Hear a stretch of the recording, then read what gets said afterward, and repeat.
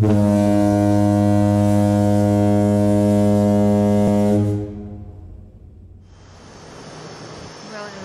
1938, Hitler invaded Austria, and things really looked bad. Well, I was too young to really realize the significance of it. I turned 11 in December 1938, and in January of 1939,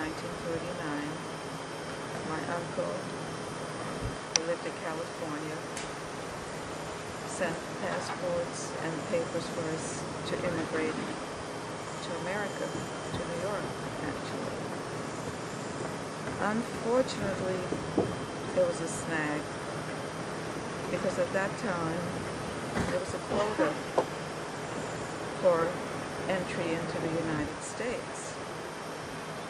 And my parents were born in Poland, and I was born in Vienna, Austria.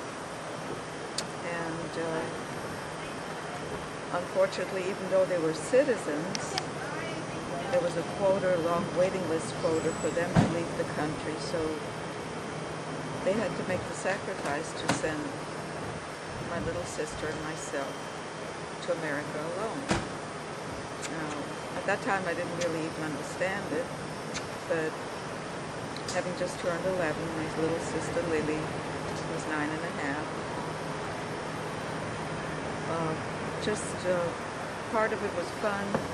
We didn't really have much money, but we did get a few little outfits and some ribbons for our hair. So there was a little bit of excitement, and we got ready to leave. When we left, actually, my father was very depressed, and also it wasn't safe for him to go out on the streets, because at that time men were arrested so they could work in the Nazi labor camps, and then they were executed or put in gas chambers. So my mother took us on a train going from Vienna, Austria to Hamburg, Germany, because that's where the port was. And I remember she related to us later that she was really nervous on the train. She was an attractive woman in her late 40s, bright red hair, and she said all the Nazis were looking at her, and she was really nervous traveling along with two little children. She didn't want them to know that she was Jewish. Well, the ship we went on was an American ship, and it was called the USS Harding, named after President Harding.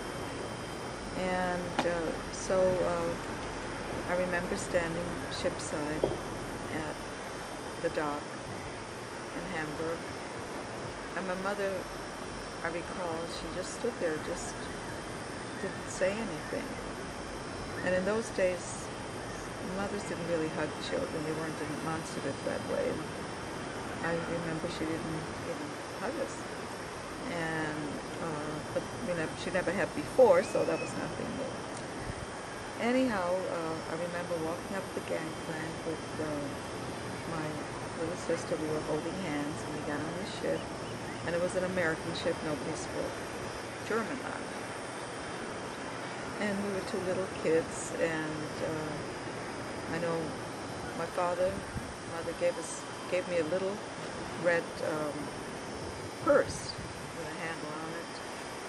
And I was told I was responsible because my sister had always been more of a crybaby, and I guess I must have been more mature at the time.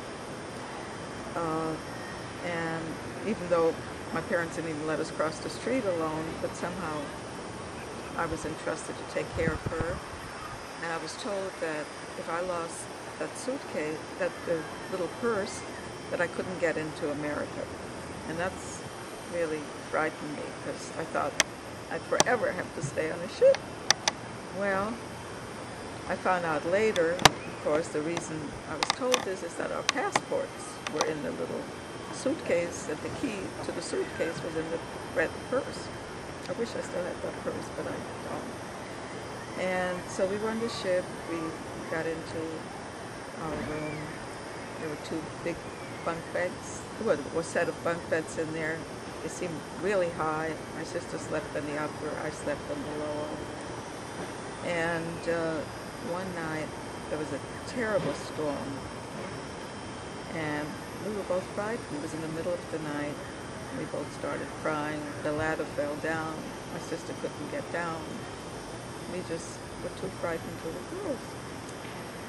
So we cried, and there was a knock on our room, and the man came to the door, and he spoke with English. He happened to speak German for some reason. I guess he must have talked to us and we didn't understand. He was a German who happened to know a little English, and he said, well, where are your parents? In German you say, wo sind deine Eltern? And I said, wir fahren allein. We're here alone. So he became a little compassionate, and he said, oh, well, how could they send you alone? And he didn't really know what to answer.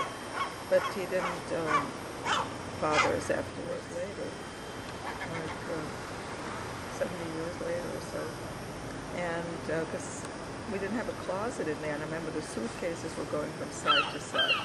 But the storm subsided, and as kids we were in the regular lower class accommodations, and it seemed like every day we snuck upstairs to go into first class. They had little desks there, vegetables, and my sister tasted it and says, oh, it's good, in German, of course. And it turned out to be fruit cocktail. We thought it was like carrots and mixed vegetables. And in Vienna, especially in the winter, you didn't get fresh fruit. We didn't even have a refrigerator now. And so we got all these big apples and pears and all the food we had, and we were saving them to give to an aunt and uncle that lived in the Bronx in New York, where we were going, and we saved them to give to them as gifts when we came. And what happened though, when we got into New York eventually, that they throw everything overboard because you can't take any food out. I recall one morning as we approached New York, everybody ran out on the deck, and we saw this big lady, big green lady holding a big torch in her hand, and I found out later it was the Statue of Liberty. And so that was exciting. We were all there. Well, anyhow, after we saw the Statue of Liberty, which was exciting, we went in, we got back our stuff, a suitcase, and then we went to Ellis Island, which is the place where all immigrants are documented. Luckily, I didn't lose my purse, so I had the key to the suitcase, and then my little sister and I, again, held hands as we walked down to the new country, and we had a bachelor uncle who was coming to pick us up, and he had a picture in his hand, and see, we were the two little children he was going to be taken care of, and we lived with a couple of other bachelor uncles, and he picked us up, and my nickname at that time was Ditta, which is short for Edith.